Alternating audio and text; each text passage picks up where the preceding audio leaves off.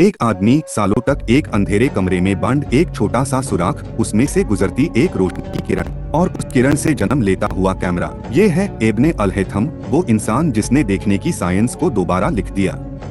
965 में बसरा में पैदा हुए और बचपन से ही चीजों को ऑब्जर्व करने का जुनून रखते थे। उन्होंने देखने के तरीके पर 1000 साल पुरानी ग्रीक गलत फहमियां तोड़ दी और वो तरीका बनाया जिसे हम आज साइंटिफिक मेथड कहते हैं। ऑब्जर्व करो, हाइपोथेसिस बनाओ, एक्सपेरिमेंट करो, नाप तोल करो और फिर दोबारा टेस्ट करो। उनकी शोहरत बगदाद और इजिप्ट तक पहुंच गई। फैटिमिड हुकूमत ने उन्हें कैरो बुलाया, एक ऐसा मसला सॉल्व करने के लिए जिसे पूरी रियासत परेशान थी। नाइल रिवर का फ्लड कंट्रोल करना था।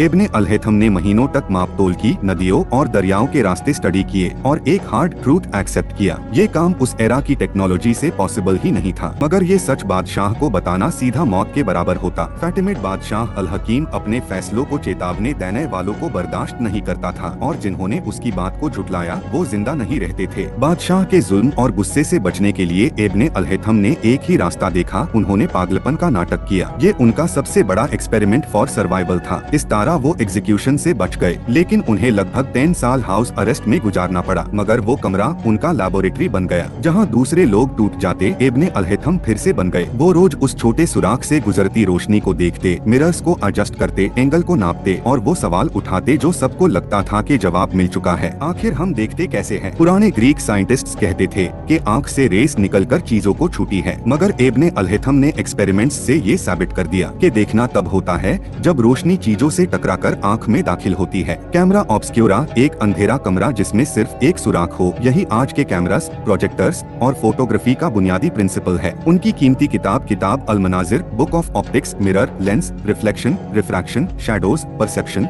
और लाइट बिहेवियर 5 सालों की एक्सपेरिमेंटल रिसर्च का एनसाइक्लोपीडिया थी। इसने ऑप्टिक्स को फिलॉसफी से निकालकर एक साइंटिफिक डिसिप्लिन बना दिया। इसी किताब में उन्होंने एक नया इल्म पैदा किया कि साइंस अथॉरिटी से नहीं, एक्सपेरिमेंट से बनती है। उन्होंने लिखा, सच की तलाश सिर्फ सच के लिए होती है और जो सच का तालिब हो उससे हर पड़ी हुई बात का दुश्मन बनना पड़ता है। उनका इल्म सिर्फ इजिप्ट तक नहीं रुका। लैटिन ट्रांसलेट होने के बाद यूरोप ने उनकी किताब से ऑप्टिक्स सीखी और केपलर, बेकन और न्यूटन जैसे साइंटिस्ट उनसे गहरी तरह मुतासिर हुए। आज का कैमरा, स्पेक्टेकल्स, माइक्रोस्कोप्स, टेलीस्कोप्स और पूरा एक्सपेरिमेंटल मेथड कहीं ना कहीं इब्ने अल हैथम के ही नक्शे कदम पर चलता है। एक आदमी जिसने प्रिजन को लैबोरेटरी बना दिया और जिसने अंधेरे कमरे में लाइट का कानून लिख दिया। इब्ने अल हैथम हमें सिखाता है, सवाल करो, नाप तोल करो और सच को साफ तौर पर देखो। और अगर ऐसे ही भूले हुए मुस्लिम जीनियस देखना चाहते हैं तो सब्सक्राइब जरूर करें।